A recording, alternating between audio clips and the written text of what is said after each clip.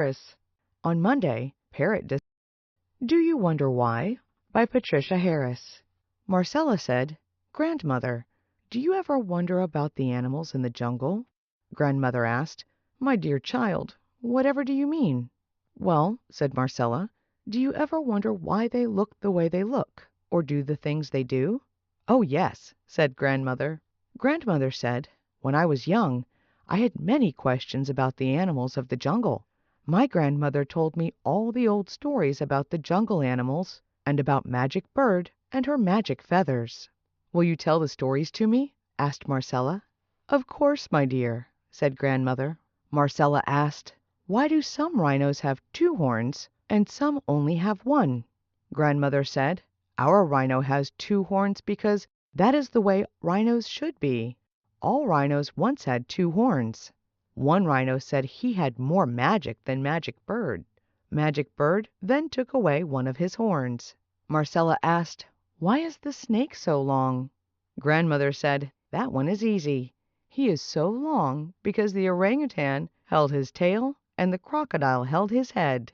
They pulled and pulled until Magic Bird sent a magic feather to stop the contest. The snake stayed just as long as he was stretched, but no longer. I've always wondered why the crocodile's snout is so long, said Marcella. Grandmother told the story. The crocodile has a long snout because Magic Bird used a magic feather to make it long. She thought that if the snake had to stay long, the crocodile should too. She chose to make his snout long. Marcella asked, Why does the toucan have such a big beak? Grandmother said his beak is often as long as his body. The story is that the toucan had to spend a lot of his time going from one place in a tree to another to eat fruit. Grandmother said Magic Bird saw how tired the toucan got trying to get enough food. She used a magic feather and made his beak larger so he could sit in one place and eat a lot of fruit around him. Marcella asked, Do you wonder why the cheetah has spots? Grandmother said, The cheetah has spots to help her hunt. Once she was yellow all over. She could run fast, but all the animals could see her coming. They could get away before she could get close. Grandmother said, Magic Bird saw the cheetah had a problem. She could not get food to eat. The grasslands also had too many animals eating the grass. Magic Bird decided to solve both problems. She gave the cheetah spots so the other animals could not see her so well. Then the cheetah solved the problem of too many animals eating the grass. Marcella asked, Do you wonder why Magic Bird is in our jungle? Grandmother said, That is a story I don't know. My grandmother didn't know either. Marcella asked, Grandmother, have you seen Magic Bird with her magic feathers? Grandmother smiled and said, That is a story for another time. Hide and Seek in the Jungle by Patricia Harris. Elizabeth was a scientist. She had many books about animals. She had a book about farm animals, a book about pets, and a book about forest animals. But Elizabeth did not have a book about jungle animals. Elizabeth decided to go to the jungle to take pictures of the animals. Elizabeth had never been to the jungle before. Her friends said she should not go. She might get lost or hurt. They said she could take her pictures at the zoo. Oh, no, said Elizabeth. I always take my pictures where the animals live. Pictures at the zoo will not do. When Elizabeth arrived in the jungle, she wanted to take pictures right away. She went to the grassland beside the jungle. She knew cheetahs, anteaters, and lions lived there. She said to her guide, I will find the animals I need here before we go into the jungle. The cheetah, anteater, and lion heard her. The cheetah, anteater, and lion knew about hunters in the grassland. They did not know about scientists. So the cheetah said, Let's play our hide-and-seek game. I will hide in the grass. The lion knew she could hide in the low bushes. The anteater could hide in a log. So the 3 hid. Elizabeth did not get her pictures.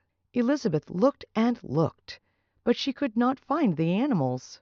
As Elizabeth went into the jungle, she said, We will go to the trees. I will find monkeys there. The monkeys heard her. They knew about hunters. They did not know about scientists. One monkey said, "Let's play our hide-and-seek game. We can hide at the top of the tree in the big leaves." So they all hid. Elizabeth did not get her pictures. Elizabeth said, "I wonder where the monkeys are." She looked and looked, but she could not find the monkeys. "I think I will go find the long green snake." The long green snake heard Elizabeth coming. The snake thought, "I will play the hide-and-seek game. They will not find me." He curled his long green body around a branch and closed his eyes. No one could see him. Elizabeth did not get her pictures. Elizabeth said, "I wonder where the snake is." Elizabeth looked and looked, but she could not find the snake. "I think I will try to find the hippo. She will be too big for me to miss her." Elizabeth walked to the river. She looked and looked, but she could not see the hippo. The monkeys had run to the river to tell the hippo to hide. "This is all very strange," said Elizabeth. "I came to find animals, and I have not seen any." The guide said, "The jungle animals are very smart. They like to play a game of hide and seek. They hide so well, no one can see them. Let's go back to the grassland. We will wait there." They went to the grassland. They waited. After a while, the cheetah, anteater, and lion stopped hiding. Elizabeth took her pictures. The anteater said, "She is safe. Let's tell the others to stop hiding." The three ran to the monkeys, the snake, and the hippo. They told them to stop hiding. Elizabeth got all the pictures she needed for her book. The Cat and the Dog by Patricia Harris. A cat and a dog lived on a farm. The cat did not like the dog. The dog did not like the cat. Whenever the cat saw the dog, she would arch her back and hiss, and the dog would bark until he had no more barks left. The cat ate her tuna on the front porch of the farmhouse. The dog ate his kibble on the back porch. They both drank water from the bucket near the pig pen, but they never got drinks at the same time. One morning, the pig asked the cat, "Why don't you and dog like each other?" The cat said, "Cats never like dogs. Dogs are bullies. They bark all the time. They will eat your food if you don't make them stay away from your dish. Dogs are just not fun."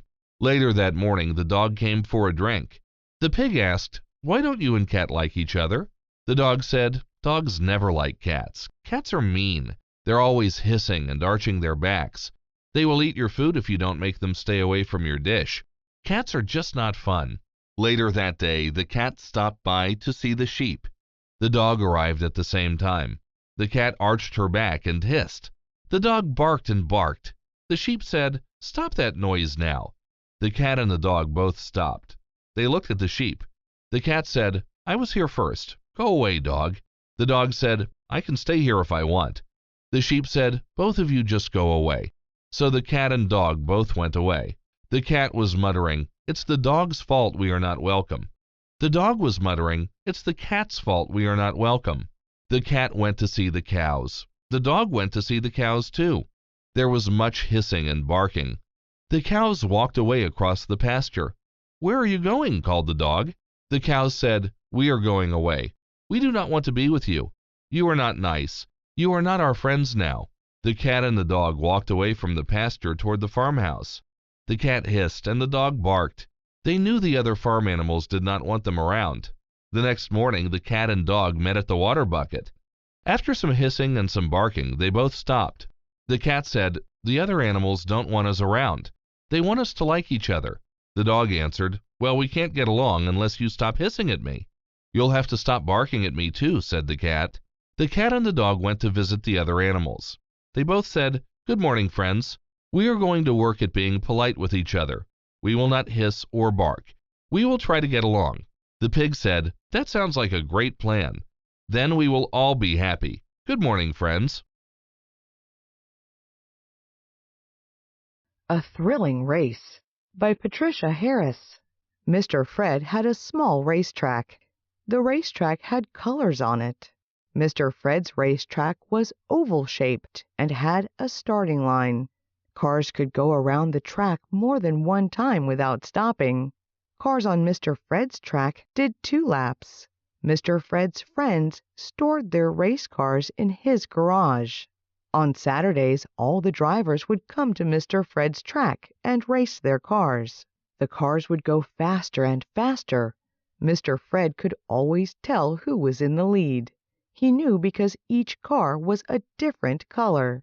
Tansy had a red car. Billy had a yellow car. Max had a white car. Alexa had a blue car. Carol had a green car. And Mary Ann had a purple car. Mr. Fred was the announcer at his racetrack. He would sit and watch the cars go around the racetrack.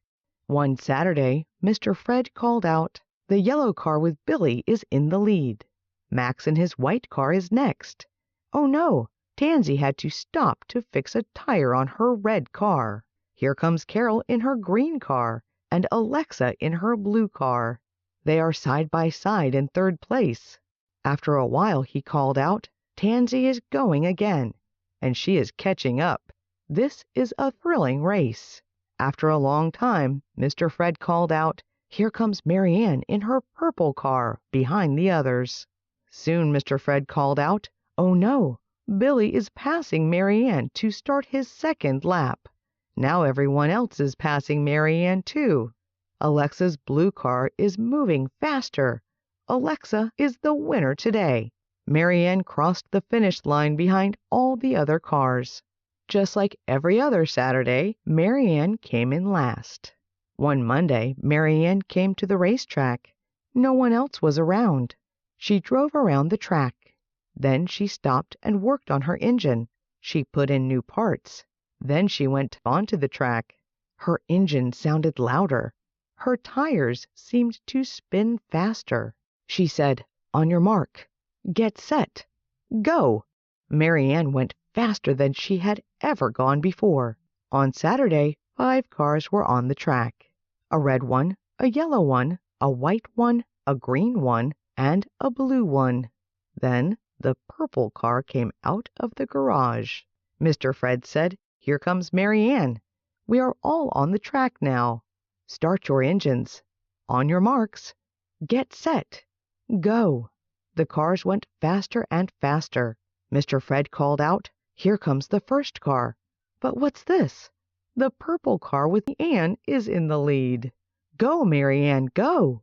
And that is what she did. Mary Ann went faster and faster. She won the race. Everyone cheered for her. Billy asked Mary Ann, "What did you do, Mary Ann?" Mary Ann said, "I fixed my car and practiced driving faster. I won't win every race, but I'm glad I won today." Rosalina Becomes a Flower Fairy by Patricia Harris. Rosalina was a fairy with bright red hair and fine blue wings. She loved to do things with her big brother Jethro, but sometimes she liked to use her magic all alone. She lived near the edge of a meadow that had tall grass and was green everywhere. In the meadow was a pond. The pond had lily pads. A frog lived on the lily pads. Fish swam in the pond. At the far edge of the meadow was a forest with trees that were very tall. Some trees were middle-sized and some were small. Rosalina loved her home. She loved the meadow. She loved the forest. She loved the little pond. But there was one thing her island did not have. It did not have a garden with flowers. Rosalina looked around. She saw lots of green. Rosalina wanted many more colors around her. She wanted blue like her wings, some red like her hair, yellow like her favorite dress, and pink like her magic wand. She wanted flowers on her island. Rosalina started making her flower garden. She got the ground ready. She dug and dug and dug up the dirt. She took out all the weeds. Then she made the dirt smooth. Next she planted her flower seeds. Now she sat and waited, and waited, and waited. Rosalina was not very good at waiting. She wanted to see her flowers right away. So she used a little magic to help her flowers grow. She waved her wand, and small stems came out of the ground. She waved it again, and little leaves began to appear. One more wave, and blossoms came out. All the blossoms were yellow. "Oh no," said Rosalina. She waved her wand to make some flowers red like her hair. She waved her wand to make some blue like her wings, and some pink like her wand. All the plants were the same size. "Oh no," said Rosalina. She waved her wand to make some flowers as tall as her head, and some as tall as her waist. Then she waved her wand to make some flowers very small, just to her ankles. Rosalina was having a lot of fun with her flowers and magic. She wanted to make more changes. She waved her wand to change her dress to blue. Then all the flowers turned blue. She waved her wand to change her dress to red. Then all the flowers turned red. She waved her wand to make her dress green. Then all the flowers turned green. "Oh no," said Rosalina. She waved her wand one more time to make her flowers many colors. She was so tired from using so much magic that she curled up in her flower garden and took a nap. Emmy's Eczema by Jack Hughes. Emmy has eczema. This means that sometimes her skin gets itchy and sore. Emmy felt a little bit shy about her eczema. Occasionally her friends Rex, Dacky, and Steggy would notice and ask questions. Does it hurt? Is it sore? Can I touch it? Will I get eczema now? Of course not. Don't be silly, Emmy would reply grumpily. Emmy knew she should not scratch her skin when it felt itchy. Scratching only made her eczema worse, but sometimes it was very hard to resist. Emmy's mom made a special cream out of flowers gathered from the Jurassic meadow on the other side of the valley. Sometimes Emmy complained. "Yuck! I don't like it. It's too sticky." But the cream did soothe Emmy's eczema and stopped it from itching. One day, Emmy's mom had run out of Emmy's special eczema cream, so she sent Emmy and her friends off to gather flowers from the Jurassic meadow. It would take a long time to get there. They would need to walk through the forest, cross the river, and then climb the big hill. As they set off, Emmy noticed that her leg was starting to itch. By the time they reached the forest, Emmy was feeling very itchy. Emmy saw the rough bark of a large tree, and before she could stop herself, scratch, scratch, scratch, Emmy rubbed her skin against the tree. "No, Emmy, you must not scratch," shouted Rex. But it was too late. Emmy's skin looked red. When they reached the bank of the river, Emmy felt really itchy. She saw a large rock, and before she could stop herself, scratch, scratch, scratch, Emmy rubbed her skin against the rock. "No, Emmy, you must not scratch," shouted Dacky. But it was too late. Emmy's skin looked sore. The friends walked upstream to find a shallow place to cross. Emmy's leg felt itchier than ever. Along the edge of the river bank were large, scratchy bushes with spiky red flowers. Emmy could not resist. Scratch, scratch, scratch, Emmy her skin against the bushes. "Emmy, no, stop scratching!" her friends all shouted together, but it was too late. Emmy's eczema looked very red and sore indeed. As they crossed the river, the cold water soothed Emmy's sore leg. But as they climbed the hill, Emmy's leg became red and sore and itchy again. "Come on, everyone, hurry up," said Rex. "Emmy needs those flowers." When they reached the top of the big hill, the Jurassic meadow was laid out below them like a brightly colored carpet. "Let's go," shouted Dacky. The friends rolled down the hill together into the meadow. Emmy, Rex, Dacky, and Steggy landed, laughing in a big heap at the bottom of the hill. They were surrounded by the most beautiful flowers. The friends chased and played. Suddenly, Emmy noticed something. "I don't feel itchy anymore," she said, with great relief. "It must be the flowers," said Rex. The friends had a wonderful time in the Jurassic meadow. Rex and Emmy gathered flowers to take home to Emmy's mom. Steggy made beautiful garlands for them all to wear, and Dacky flew around chasing the butterflies. By the time they headed home, Emmy's eczema felt much better. Emmy decided she would try really hard not to scratch her eczema again, and maybe her mom's eczema cream wasn't too sticky after all. Haley Helps at School by Blaine Franchak. Helping is fun. Haley loves school. She likes to help her teacher, Mrs. Rubio, with jobs around the classroom. Haley's friends like to help at school too. Helping at school can be lots of fun. How many students? There are 10 boys and 10 girls in Haley's class. Haley can add to see how many students are in her class altogether. First, she adds the numbers in the ones place. Then she adds the numbers in the tens place. When she puts the tens and ones together, she gets 20. Art projects. Haley helps Mrs. Rubio pass out paper for an art project. She passes out 11 big pieces of paper and 13 small ones. Haley adds the numbers in the ones place first to make 4. Then she adds the numbers in the tens place to make 2. That makes 24 pieces of paper. Haley's friend Marco passes out markers for the class to use. He has 14 red markers and 15 blue markers. Haley uses math to find out how many markers he has. First, she adds 4 and 5 to get 9 ones. Then she adds 1 and 1 to get 2 tens. Marco has 29 markers altogether. Mrs. Rubio gives Haley's class star stickers to use on their art projects. Haley passes out 23 silver stars and 34 gold stars. First, Haley adds 3 and 4 to make 7 ones. Then she adds 2 and 3 to make 5 tens. She knows there are 57 star stickers altogether. Lunchtime. After lunch, Haley and her friend Maddie push in the chairs in the cafeteria. Haley pushes in 17 chairs. Maddie pushes in 12 chairs. They add the 7 and 2 to get 9 ones. Then they add the 1 and 1 to get 2 tens. Together, they push in 29 chairs. The classroom library.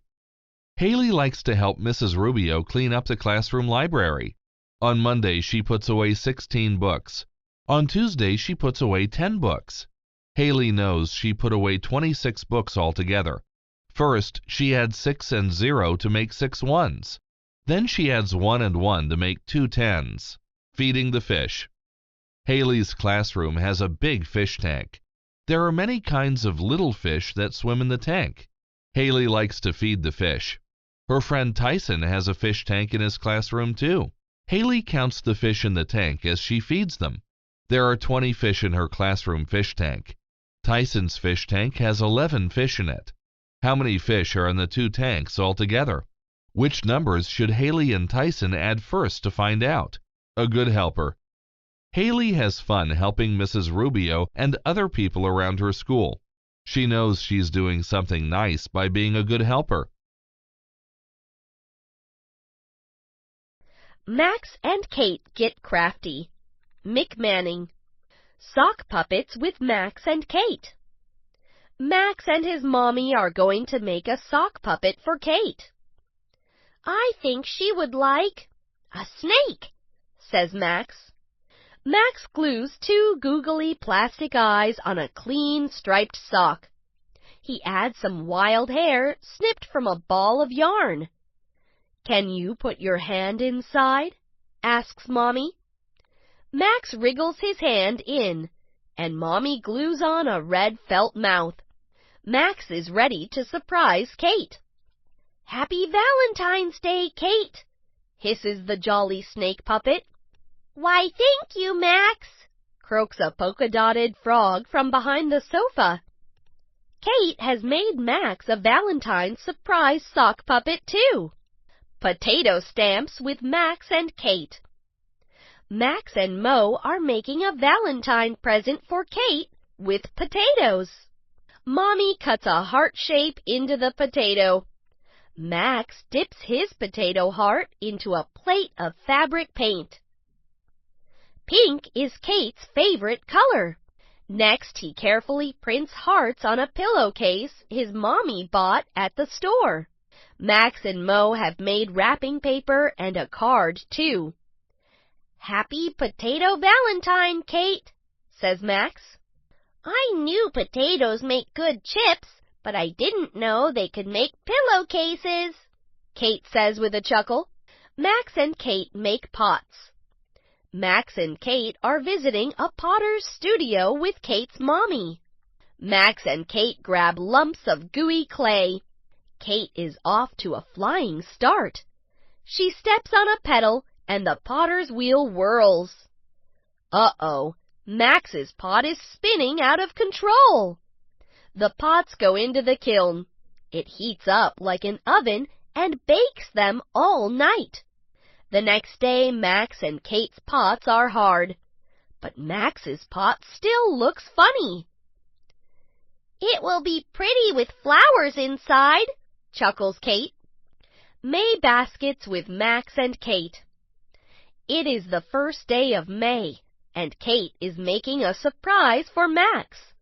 She rolls a piece of paper into a cone. Her grandma helps her tape it shut. Next, she cuts out flowers and tapes them to soda straw stalks. She adds a ribbon handle and pops in some candies. What a pretty May basket! Now she creeps up to Max's house and hangs the basket on the door. She rings the bell and runs away when Max opens the door. Max finds the basket. Who is it from? Max runs after his secret friend, and he catches her. "Happy May Day, Kate," laughs Max. Max and Kate meet baby Charlie. Mick Manning. Max is having a baby. Mommy and Daddy have just told Max they're going to have a baby, his very own brother or sister. When Kate and her mommy come to visit, Max can't wait to tell them. "I'm having a baby," he shouts, making everyone laugh. They fetch Max's old baby crib from the garage. "This will do fine for the new baby," says Max's daddy. "Did you really fit in there, Max?" asks Kate. "You must have been a tiny little monkey." Max climbs in. He just barely fits, and he rattles the bars. "Well, now I'm a big, hungry gorilla," he grins. A brother. Max, Mommy, and Daddy are at the nurse's office to check that the baby is doing fine. The nurse has a special machine called an ultrasound. Max watches as she rubs it gently across Mommy's tummy. There is a TV screen next to the bed. On it, Max sees a tiny baby. "Look, Mommy," says Max. "Is that our baby?" "Yes, and he's a little boy," says the nurse. "Wow, you've got a brother, Max," grins his daddy. "My little brother is a TV star already," jokes Max. "With jokes like that, you should be the TV star," the nurse laughs. Meet Charlie. Max's mommy and daddy are going away for a short trip. Max will stay at Kate's house. "Mommy and Daddy promised me a surprise when they get home," Max tells Kate. "I wonder what it is." 2 days later, Max's Mommy and Daddy come back. "Here's your surprise, Max," says his daddy. "It's your new baby brother." "Wow!" says Max. "What's his name?" "We will call him Charlie, after your grandpa," says Max's daddy. "Welcome to the world, little brother," says Max, as he gives Charlie a cuddle. A party for Charlie. Max's family is having a special party for his new brother, Charlie. Max's mommy says, "I'm so proud I could invite the whole world." Max has an idea. A surprise for Charlie. He gets out his crayons. That afternoon, the doorbell rings. Max's mommy is surprised to see all the neighbors standing at the door with gifts and treats. One lady shows her an invitation written in crayon. "Please come to Charlie's party at 3 o'clock. Max's daddy asks, "Did you invite all of these people, Max?" "I wanted them to meet Charlie," says Max. It's the Law by Carlos Hernandez. Following the Rules. When you're at home, you might have to follow some rules. Your parents might tell you when to go to bed, or they may give you jobs to do. Your teacher gives you rules too. You have to raise your hand before you talk. You also have to ask to leave the classroom. These rules keep everything fair. Laws. Every home and school has different rules. However, there are some rules that everyone in the United States must follow. These rules are called laws. A law is a rule that our government makes.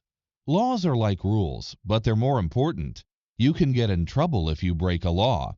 Every country makes its own laws, so laws are different around the world. Countries have laws so they can keep people safe and happy.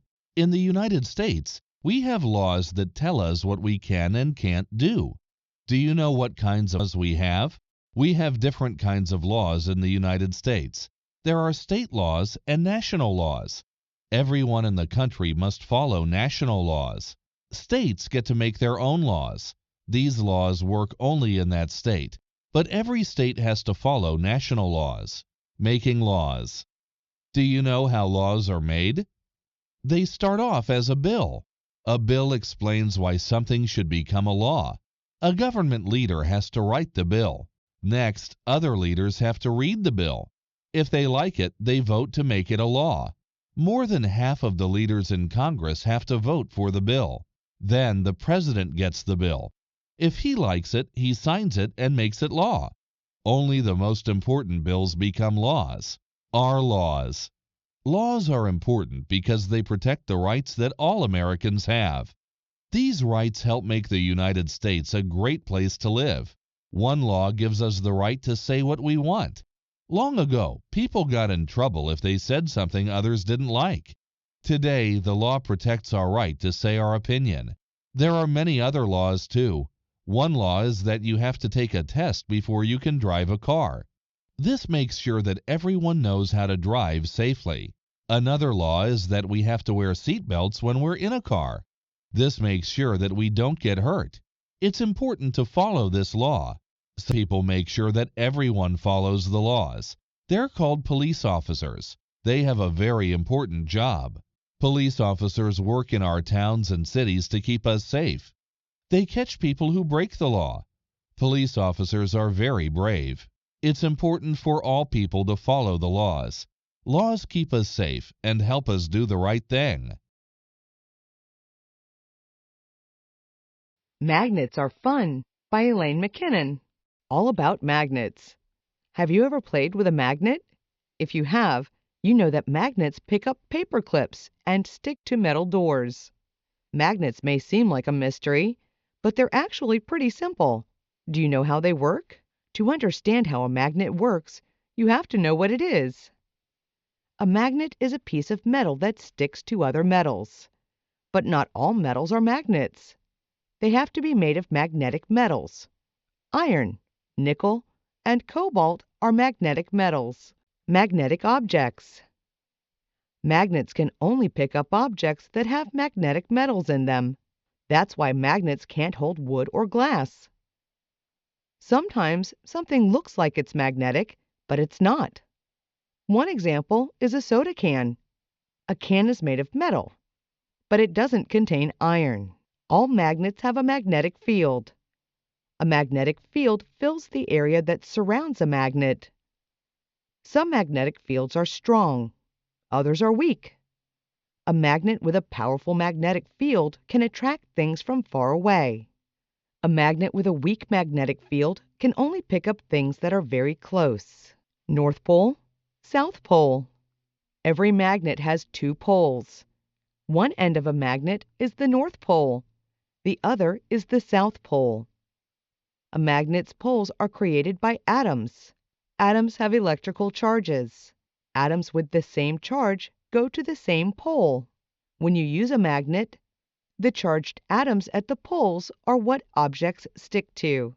Opposite or unlike poles always attract each other. The north pole of one magnet sticks to the south pole of another. On the other hand, two poles that are alike repel each other. Two north poles or two south poles push away from each other. You can feel this happen when you hold magnets in your hand. Magnets in our world. Can you think of where you use magnets in real life? You might have magnets stuck to your refrigerator. The magnet attracts the steel refrigerator door through the pictures you hang up. Some computers and toys have magnets in them too. Magnets are everywhere. Did you know that Earth is a magnet? It's a magnet because its core is made of iron. We use Earth's magnetic poles when we use a compass. Earth's poles attract a compass's magnetic needle. Then the compass tells us where north is, big and small. Magnets can be big or small. Large magnets are used in tools and big machines. Tiny magnets help our computers and toys work. No matter how giant or little, all magnets are fun. Have you ever used a magnet? Let's Volunteer by Richard Pickman. Volunteering is fun. It's fun to help in your community. You can learn new things when you volunteer to help people in need. You can make new friends too. Volunteers are helpful and kind people. They care about others. Volunteers give their time to help others and don't ask for anything in return. Helping animals. Do you like animals? You can volunteer to help animals in your community. Volunteers help at animal hospitals. They clean the places where the animals sleep. Animal shelters need volunteers too. These are places where animals stay when they don't have homes. They need people to take care of them. Volunteers at an animal shelter care for the animals. They take the dogs that live there for walks. They play with the cats that live there too. At an animal shelter, volunteers also help feed the animals. They bring food to the dogs and cats. They give the animals water too. Volunteering outside. Do you like to do things outside? You can volunteer to help at a park in your community. Volunteers keep parks clean by picking up trash and throwing it away. Some people volunteer to plant flowers in a community garden. Other volunteers plant trees in parks. There's a special holiday for planting trees. It's called Arbor Day, making others happy. A fun way to volunteer is to help other people. There are many ways to volunteer to help people. It feels good to make other people happy. Do you have any older people who live near you? You can ask them if they need help doing things around the house. This is a great way to volunteer. You can help rake a neighbor's leaves in the fall. When it snows, you can volunteer to help shovel the sidewalk for them. These are important jobs. You can volunteer to help sick people too. You can make cards for people who are in the hospital. Cards help cheer up people who are sick. They're also fun to make. A soup kitchen is an important place in a community. People go there when they don't have enough money to buy food. They get food at a soup kitchen for free. Many families volunteer at soup kitchens together. First, they cook the food. Then, they serve the food to the people who need it. Do you have a soup kitchen in your community? You can collect food to send there. Your family and friends can donate food to feed people who are hungry. Raising money. Another way to volunteer is to raise money to help others. This is called fundraising. There are many fun ways that you can raise money for others. It's fun to have a bake sale to raise money for others. You can have a bake sale with your class. People sell yummy cookies and cupcakes at bake sales. A helping hand. It feels good to volunteer. Your family and friends can help too. How can you volunteer in your community? Cody Helps at the Race by Josephina Lauren. Helping at the race.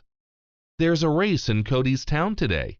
Some people are running in it, but not Cody. She's volunteering instead.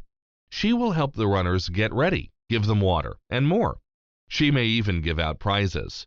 By volunteering, Cody will help everyone have a good time, giving out the bibs. There are 20 runners signed up to race. Each runner gets a number to wear. This is called a bib.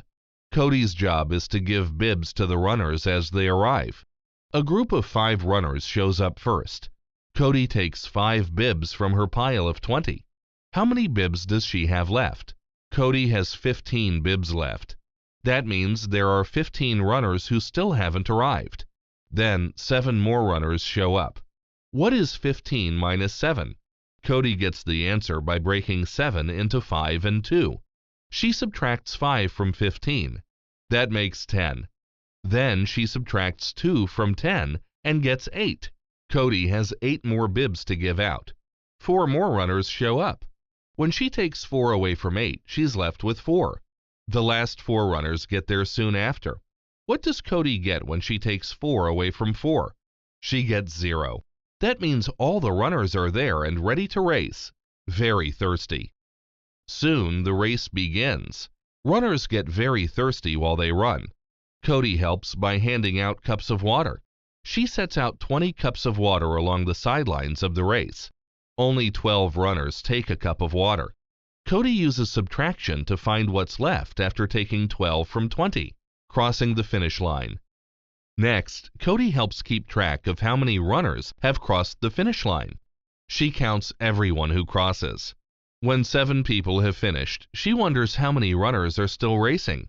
Cody knows there were 20 runners in total. If 7 have already finished, how many are left? Cody waits at the finish line until the rest of the runners cross. She knows there are 13 left. Then 8 runners finish at about the same time. Now how many runners are left? Cody takes 8 away from 13. That leaves 5. When the last 5 finish, the race is over. Prizes for all. Cody is very excited to help with the next part of the race, giving out prizes. There are 10 prizes in total. The 3 fastest runners get medals. After giving out 3 of the 10 prizes, how many does Cody still have to hand out? She has 7 prizes left. There are 7 prizes left. These medals are smaller than the other medals Cody gave out. She gives the 7 medals to the next fastest runners. She knows that every time she gives one away, she's subtracting. After Cody gives 7 away, she has 0 left. Helping at the race was a lot of work. There are many things volunteers must do in order to make the race fun for everyone. Cody was happy she helped at the race. Her favorite part was giving out the prizes. Maybe next year she'll try running in it. Energy for Earth by Mary Ellen Killian. Green energy. Mia's dad is building a new house for their family. He wants their house to use green energy. Green energy is made with renewable resources instead of non-renewable resources. Non-renewable resources are things that will run out after a while. Renewable resources are things on Earth that we can use forever. Renewable resources tend to be cleaner for Earth than non-renewable resources too. Kinds of energy. Mia's dad says energy is the force that makes things work. Energy exists not only on Earth, but throughout the universe. Energy comes in different forms, such as motion, heat, light, and electricity. Forms of energy can be changed into other forms so we can use them more easily. For example, people sometimes use generators to change motion into electricity. Renewable resources. Coal and oil are common non-renewable resources. They're fossil fuels, or the remains of plants and animals that were pressed together over millions of years. Through heat and force, they were changed into oil or coal. Because fossil fuels take millions of years to make, it's not good to use them all. Also, burning fossil fuels makes pollution. That isn't good for our planet. It's bad to keep lights on after you leave a room. Mia's dad says that's because it uses electricity, or the type of energy that runs through wires. Most electricity comes from burning coal. Cars run on gasoline, which is made from a kind of oil called petroleum. People use a lot of gasoline when they drive big cars or drive their cars very often. Better energy. Energy from the sun, or solar energy, is a renewable resource we can use. Mia's dad wants to use solar energy for their new house. First, he has to buy a bunch of solar panels. Next, he must put them on the top of the house. The solar panels collect sunlight, and change it into electricity. Since the sun will keep shining, Earth will never run out of solar energy. To heat their house in winter, Mia's dad will make a fire in the fireplace. Burning a bundle of wood for heat is an example of another renewable source of energy called biomass. Biomass is a living thing that has solar energy stored in it. Plant materials, such as wood, are biomass. They can be burned for energy. Burning biomass lets out its energy in the form of heat. Wind is another renewable resource. For thousands of years, people have used wind energy to do work. When Mia's dad took her on a sailboat, the sails used wind energy to push the boat forward. There are huge wind turbines in Mia's town. These were built for green energy. Wind makes the blades turn on a turbine, which makes energy. This can be changed into electricity with a generator. Mia knows that when things move, they have energy. What about moving water? Energy from flowing or falling water is another renewable resource. It's called hydroenergy. Moving water creates energy by turning turbines, just like wind energy. The moving turbines power generators. The ocean's tides and waves are sources of hydroenergy too. Beautiful Earth. Mia is proud her family is going to have a house that uses renewable resources. Even though they'll have to use coal and oil for some things, they'll be less dependent on them. Earth is a beautiful planet. It's important to keep Earth clean by using green energy. Mia's glad that Earth gives us renewable energy sources to use. What is a space probe? By Charles Richards. Learning about space. A space probe is a special kind of spaceship. It gathers facts about the bodies in space that travel around the sun. People don't fly in space probes. Space probes show us a lot about our solar system. In our solar system, there are 8 planets. A planet is a large body in space that travels around the sun. Some space probes land on planets. Others take pictures of them. Some study one planet for a long time. They move in a path around the planet. This path is called an orbit. Studying Earth. The first space probes studied Earth from space. Explorer 1 was the first American space probe. It was sent into space on January 31, 1958, looking at Venus and Mercury. Mariner 2 was a space probe that studied Venus. It was the first probe to explore a planet other than Earth. For a long time, it was hard for scientists to learn about Mercury because it's so close to the Sun. A space probe called Mariner 10 helped scientists learn about Mercury. Probes on Mars. Mariner 4 took the first pictures of a planet. It took pictures of Mars. Mariner 9 was the first probe to orbit a planet other than Earth.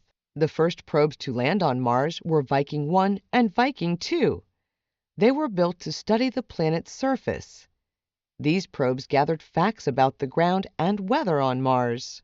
Pathfinder was another space probe built to study Mars. It had a part called a rover that could move over the ground. The rover took lots of pictures and studied rocks on Mars. In 2002, the Odyssey space probe began orbiting the planet. Its job was to search for water on Mars. This probe helped scientists discover lots of ice just under the planet's surface. 2 more rovers landed on Mars in 2004. They were named Spirit and Opportunity. Scientists on Earth were able to make the rovers move. Spirit and Opportunity were built to search for water on Mars. They took many pictures of the planet too, far from Earth. Jupiter is the 5th planet in the solar system. The first space probe to take pictures of it was Pioneer 10. Pioneer 11 took pictures of the 6th planet, Saturn. The outer planets were also studied by Voyager 1 space probe. It has traveled very far since it was sent into space in 1977. It flew past Jupiter and Saturn. The Voyager 2 space probe studied the planet Uranus. It helped scientists see that this planet has 11 rings around it. Voyager 2 also traveled to Neptune. The largest probe ever sent into space was named Cassini.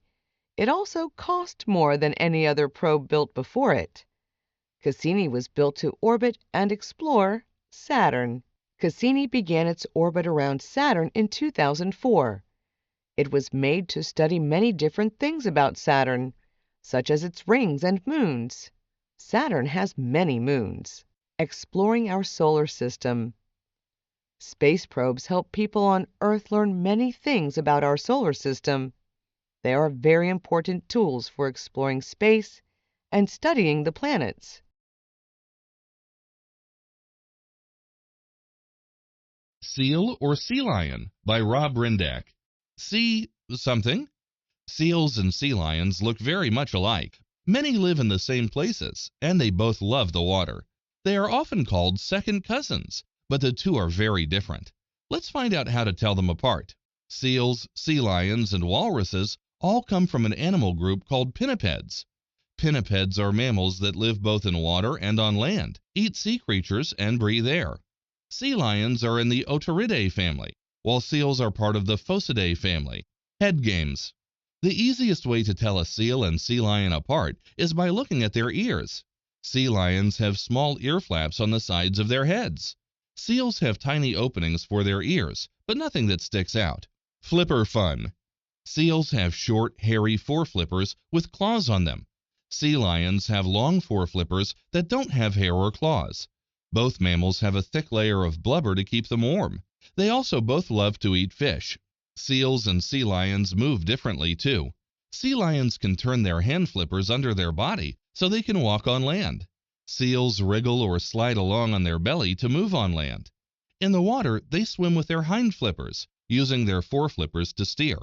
Sea lions push through the water using their foreflippers, together or alone. Seals live alone and spend more time in water than sea lions. They only mate with other seals once a year on land. Sea lions are much more social and spend more time on land. They can live together in groups of more than 1,500. Where they live. Seals and sea lions both live on the western coasts of the United States and Canada. Seals also live near the North and South Poles, Greenland, and the continent of Antarctica. Sea lions live on the southern coasts of South America, Africa, and Australia, and in the Pacific Ocean. What are fur seals? Animals called fur seals are actually sea lions. These seals are often hunted because people like their fur. Fur seals have ear flaps like sea lions, and also live in the water for weeks at a time. There are 8 different species or kinds of fur seals. Seals and sea lions may be different, but they're both food for some animals. Sharks, orcas, and polar bears all eat them. That means seals and sea lions have to watch where they swim. It might be dinner. Inside an Ant Colony by Greg Rosa. What is an ant colony? An ant colony is a place where many ants live under the ground. Ants dig rooms with tunnels that lead above ground. Colonies with more ants have more rooms. Different rooms are used for resting, caring for young, and storing food. The dirt removed from these rooms and tunnels creates the ant hills we see above the colony. Some colonies have millions of ants and are thousands of miles, kilometers, long. Queen of the colony. All ant colonies have a queen ant. She's the colony's largest ant. Some colonies have more than one queen. Queens have a smell that controls other ants. The queen mates with one or more drones. The drones then die. The queen may stay in the colony or leave to start a new one. She may leave alone or take other ants with her. Starting a new colony. The queen lays her eggs. She uses food stored in her body to raise her first group of young. Sometimes she eats her eggs to stay alive. A larva comes from each ant egg. After some time, each larva becomes a pupa, or spins a cocoon. Finally, it becomes a grown ant. Worker ants. Most ants in a colony are girl worker ants. They don't have babies. They look for food, clean, dig tunnels, and care for the young. They often work together to do a job. Workers are different sizes. Larger workers usually find food and guard the colony. Some workers steal eggs from other colonies. Ants that come from the stolen eggs are forced to do work for their new colony. Gathering food. Young worker ants do jobs inside the colony. Older workers search outside for food to bring back to the colony. Some bring food that they've already chewed and share it with other ants. Ants are strong and can carry things much heavier than their bodies. Some ants carry leaves back to the colony. The ants grow food on these leaves. Some worker ants raise bugs that make a liquid for the ants to eat. Ant colonies and people. Ants may eat crops or dig tunnels into wood buildings. They can get into our homes and eat our food. Did you know ants also help people? Some eat bugs. Ants stir up the soil when building colonies. This helps crops grow better. Some people like ants so much they keep them as pets in ant farms. Banded Sea Snake by Juliet Figueredo. Snake of the sea. Did you know that some snakes live underwater? They're called sea snakes. There are more than 50 kinds of sea snakes in the world. The banded sea snake belongs to a group called sea kraits. It makes a deadly venom inside its body. Banded sea snakes live in warm ocean waters. They're commonly found close to land in the eastern Indian Ocean and the southwestern Pacific Ocean. Adult snakes can grow to about 10 feet, 3 meters long, and weigh up to 11 pounds, 5 kilograms. Snake colors. A banded sea snake is blue or blue-gray with black bands or stripes. The snake's belly is yellow or cream-colored. The banded sea snake's head is black. Its upper lip and face are often yellow. In fact, it's sometimes called the yellow-lipped sea krait. Life underwater. The banded sea snake is made for life underwater. Its tail is flat like a paddle, which helps it swim. The banded sea snake's nose seals shut underwater. A large lung lets the snake stay underwater for at least 15 minutes at a time. Going ashore. Once every 10 to 14 days, banded sea snakes slither onto land. This makes them different from other sea snakes. They do this to let their food settle, shed their skin, or lay eggs. The banded sea snake is one of the few sea snakes that lays eggs on land. On the hunt. Banded sea snakes hunt just off the coast and near coral reefs. Their favorite food is eels, but they also eat crabs, small fish, and fish eggs. They swim along the sea floor, moving in and out of small cracks. When a banded sea snake finds a meal, it strikes. The banded sea snake has very tiny fangs. However, it also has one of the strongest snake venoms in the world. One bite has enough venom to kill a big animal. Once the animal stops moving, the banded sea snake eats it whole. Heads or tails. Several animals eat banded sea snakes, including large fish, sharks, and birds. The banded sea snake's head looks a lot like its tail. Animals sometimes go after the tail instead of the head. This allows the snake to escape or turn and bite. People and banded sea snakes. Banded sea snakes don't often bite people, but they will if they feel they're in danger. Most bites happen to fishermen who find the snakes caught in their nets. One bite can be deadly unless the person takes a drug to fight the venom. Horned toads are not toads. By Wes Flynn. What is it? Horned toads are crazy-looking creatures. Their body is short and wide, somewhat like a real toad. That's how they got their name. However, horned toads aren't toads. They're lizards. What's a lizard? Read on to find out. What's a lizard? Real toads are amphibians, but lizards are reptiles. Most lizards have small heads, long legs, and a long tail. They're covered with scales. Horned toad is this lizard's popular name. However, its real name is horned lizard. Horned toads at home. There are about 14 kinds of horned toads. They live in the western United States and central Mexico. One kind reaches up into southern Canada. Horned toads live mainly in dry places such as deserts. They can also be found in forests, mountains, and grasslands. short and fat. Horned toads can be between 2 and 5 inches, 5 and 13 centimeters long. They look more like toads than lizards. Their body is short and wide. Their head and snout are short like a toad's too. However, horned toads have tails, and real toads don't. Stay safe. Horned toads have a few ways to stay safe in the wild. Their horns are actually little spikes. Some horned toads can even suck in air and make their body twice as big. Most predators think twice about trying to eat a spiky balloon. When horned toads lie very still, they look a lot like the rocks and dirt where they live. This is called camouflage. Predators sometimes don't even see them. Some horned toads can shoot blood out of their eyes to scare away predators. Eating bugs. Horned toads love to eat ants. They can eat up to 100 ants a day. They use their sticky tongue to scoop up ants and swallow them whole. Horned toads may also eat beetles, grasshoppers, spiders, and other bugs. Eggs or live babies. Female horned toads have many babies at one time. Some horned toads lay eggs, and some give birth to live babies. Texas horned toads lay about 25 eggs at once, sometimes more. Short horned toads can have about 16 live babies at one time. Help the horned toads. Some kinds of horned toads are in danger of dying out. Some people take horned toads from the wild to keep them as pets. Most of them die because they're very hard to care for. In many places, it's against the law to have horned toads as pets.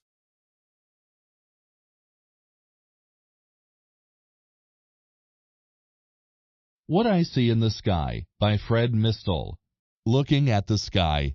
Some people get scared when it gets dark. I don't. I love being outside at night.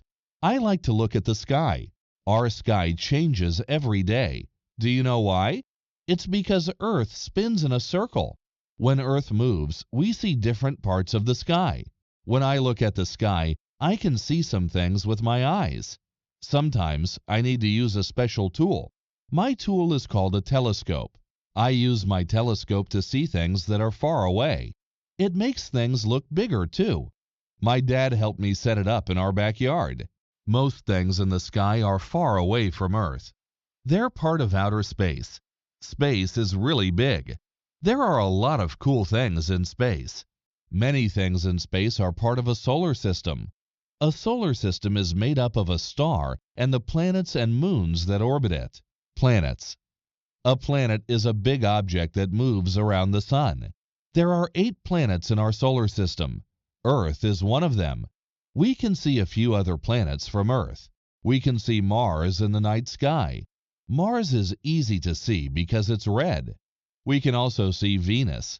Venus shines brightest in the sky. Moons. Some planets have a lot of moons. Other planets don't have moons at all. Earth has one moon. The moon reflects light from the sun back onto Earth. The moon changes a lot. It's full and round on some nights. On other nights, it looks like part of it is missing. The moon looks different every night. It changes because it orbits Earth. The different ways it looks are called its phases. It takes a whole month for the moon to finish moving in a circle. I try to look at the moon every night. I like to see how it changes.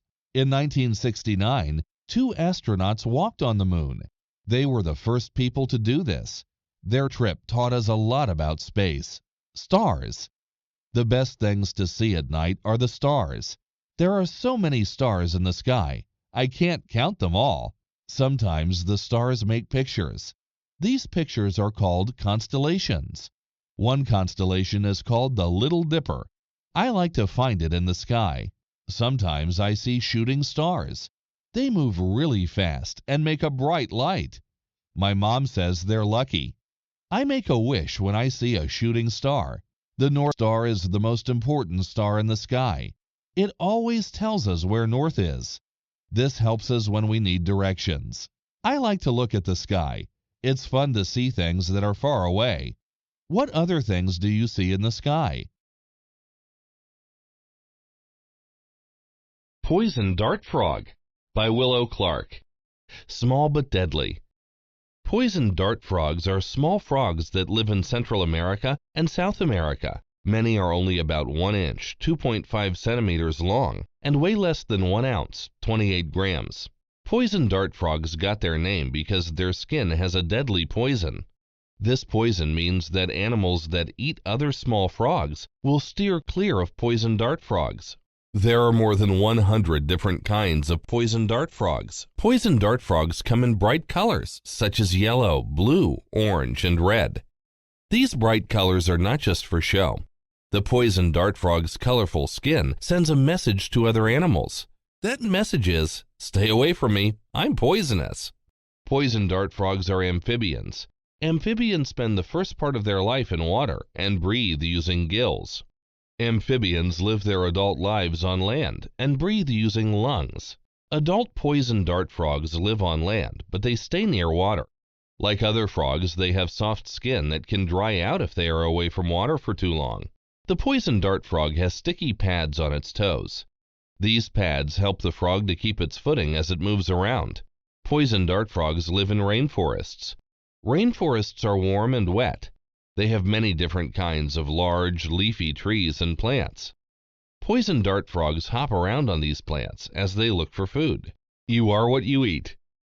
Poison dart frogs eat bugs such as ants, termites, crickets, fruit flies, and beetles. When the frog sees a bug, it flicks out its tongue to catch it. This happens very fast. Blink and you will miss it. Poison dart frogs have a long, sticky tongue. They use this tongue to catch their food. It is thought that the bugs poison dart frogs eat make its skin poisonous. The poisons from the bugs build up in the frog's body but do not harm the frog. Poison dart frogs that are raised in zoos are not poisonous. That is because when they live in zoos, they have a different diet. They are not fed the bugs that they eat in the wild. In the wild, poison dart frogs mate during the rainy season. The male frog attracts a female with his song. This song is a bunch of buzzing and trilling sounds. The female poison dart frog lays eggs and then leaves. The male stays behind. He will guard the eggs and keep them moist until they hatch. From tadpole to frog. When the eggs hatch, tadpoles or baby frogs wiggle out. The male frog takes the tadpoles onto his back and carries them to a pool of water. The tadpoles are now on their own. Tadpoles live in the water until they have grown into frogs. As the tadpoles get bigger, they grow legs, develop lungs, and lose their tail. The process of change is called metamorphosis. Some kinds of poison dart frogs are endangered. This means that there are fewer of them than there used to be. They are in danger of dying out completely and being gone from the earth forever. One reason some poison dart frogs are endangered is that the rainforests in which they live have been cut down to build farms and houses. This leaves the frogs with nowhere to live or find food. The Wright brothers, the first to fly. William Weir. A great team. The Wright brothers showed the world that people could fly. Wilbur and Orville Wright were the first people to fly in an airplane that they could control. The Wright family. Wilbur and Orville's parents were Milton and Susan Wright. They had 2 older brothers and 1 younger sister. Wilbur was born in Indiana on April 16, 1867. After Wilbur was born, Milton and Susan moved with their children to the town of Dayton, Ohio. Orville was born there on August 19, 1871. Orville and Wilbur were very smart. They read lots of books while they were growing up. They liked to build things too. The brothers were great builders. Popular printers. Orville and Wilbur built a machine to print newspapers and other papers. It's called a printing press. They used it to print 2 different newspapers. The Wright brothers used this printing press in their print shop. They opened the shop when Wilbur was 22 and Orville was 18. The shop was in Dayton. Building bicycles. Orville and Wilbur liked to work with other machines too. They were good at fixing bicycles. Many people traveled on bicycles during this time. The Wright brothers opened their own bicycle shop in 1892. At the shop, they fixed bicycles and worked on building new ones. In 1896, they built their own new bicycles. Early flying machines. After they learned how to build bicycles, the Wright brothers started to build flying machines. They used kites to discover how to make things fly. At that time, no one knew how to control a flying machine. Wilbur and Orville discovered that controlling the wings of the machine controlled the way it moved. The Wright brothers tested their first flying machine in 1900. It was called a glider. They traveled to Kitty Hawk, North Carolina, to test it.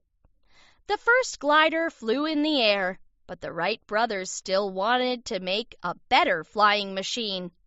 They made new gliders in 1901 and 1902. Wilbur and Orville built an engine and 2 propellers for a new airplane. A propeller has blades that spin very quickly and move an airplane forward. A great day for flying. On December 17, 1903, Wilbur and Orville tested their new powered airplane at Kitty Hawk. Orville was the first one to fly it. The new airplane worked. The Wright brothers became the first people to fly in a powered airplane that was heavier than air. They could control the machine, too. They flew their airplane 4 times that day, working hard. After that day, the Wright brothers kept working. In 1905, they built an airplane that could stay in the air for 39 minutes at a time and fly in circles. Wilbur and Orville worked with airplanes for the rest of their lives. Wilbur died on May 30th, 1912. Orville died on January 30th, 1948. We still remember them today. Changing the world. The Wright brothers were great inventors.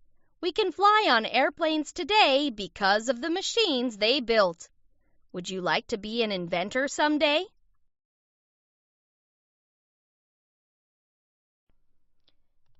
Iguanodon, the Noisy Knight. Written by Catherine Veach, illustrated by Dan Taylor.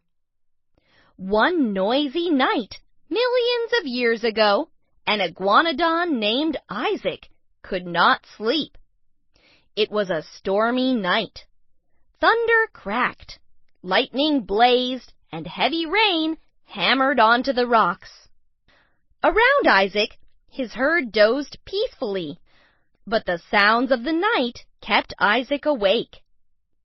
At last, the storm quieted, and Isaac was just dropping off to sleep when Amos, the Amargasaurus, was having a midnight snack. "Please be quiet," Isaac shouted. "Night is not the time for snacking."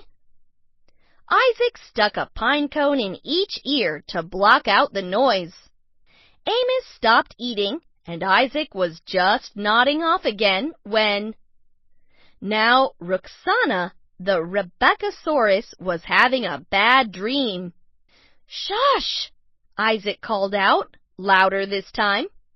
"Night is not the time for shouting." Isaac lay down again and pulled a big palm leaf over his face. Roxana settled down, and Isaac was drifting off for a 3rd time when a Sarapelta named Stanley was scratching an itch between his shoulder spikes. "Stop!" yelled Isaac as loud as he could. "Night is not the time for scratching." He buried his head under his mom. Suddenly, there was an enormous crack from the storm again.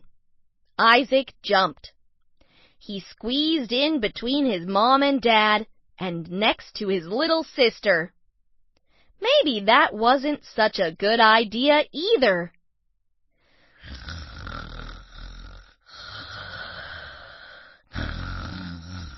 Snored his dad.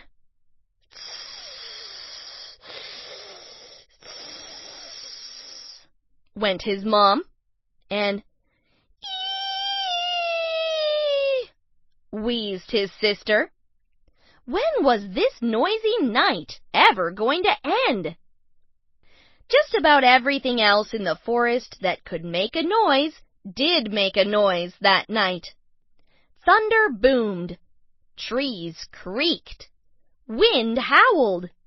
Even the bugs buzzed louder than usual.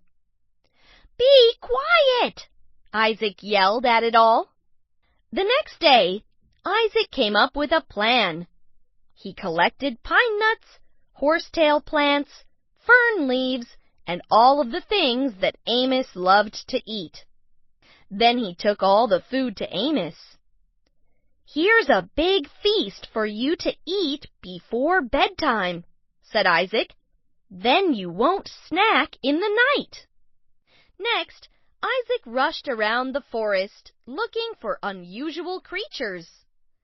Isaac wanted to tell Roxana a relaxing story to help her settle for the night. He soon spotted a lovely Liaoxiornis. Isaac made up a super story about the Liaoxiornis. "I'll tell you the ending at bedtime," he said to Roxana. "You'll have happy, sleepy thoughts tonight," Isaac promised. There wasn't much time left. Isaac rushed back into the forest and looked for a special piece of rough and bumpy bark. Isaac found just what he was looking for and took it back for Stanley.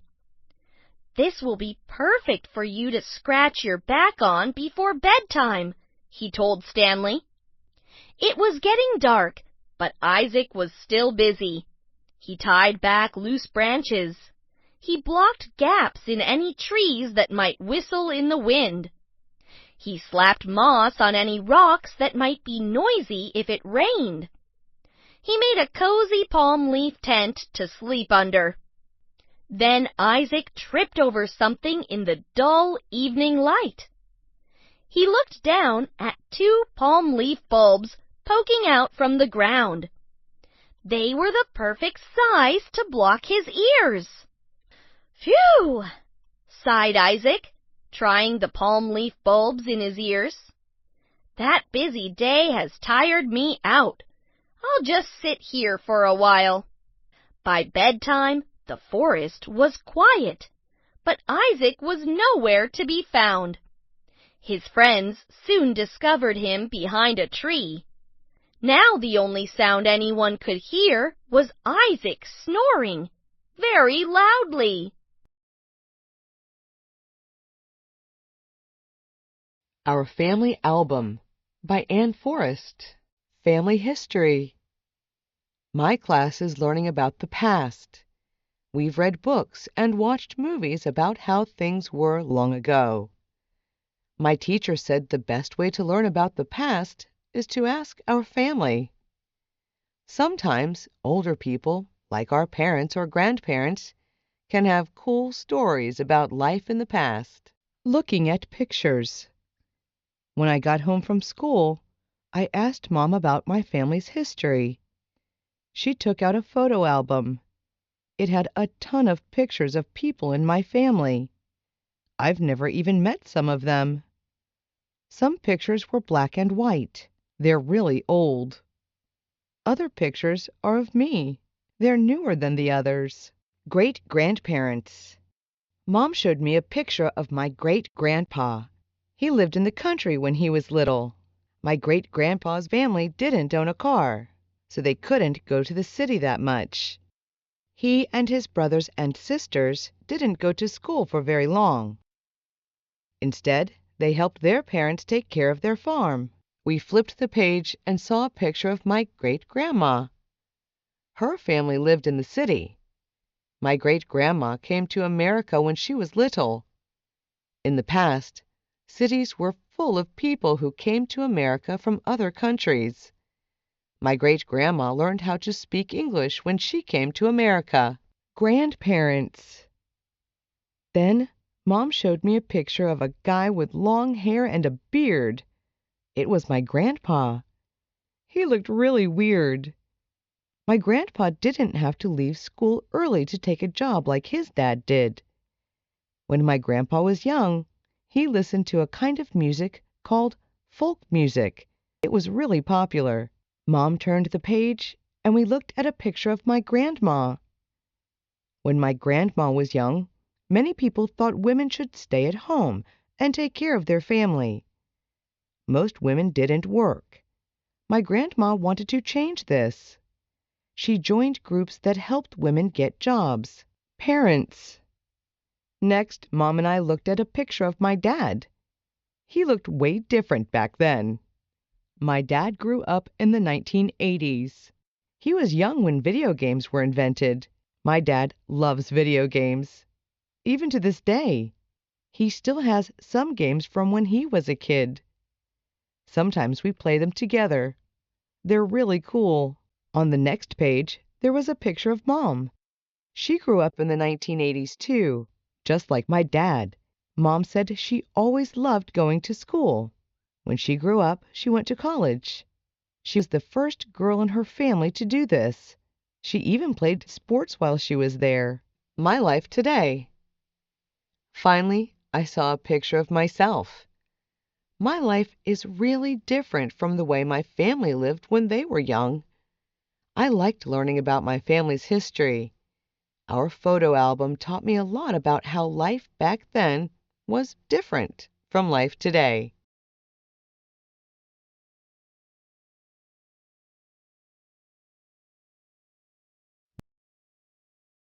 Goods and Services by Lee Fitzgerald. Running a Business.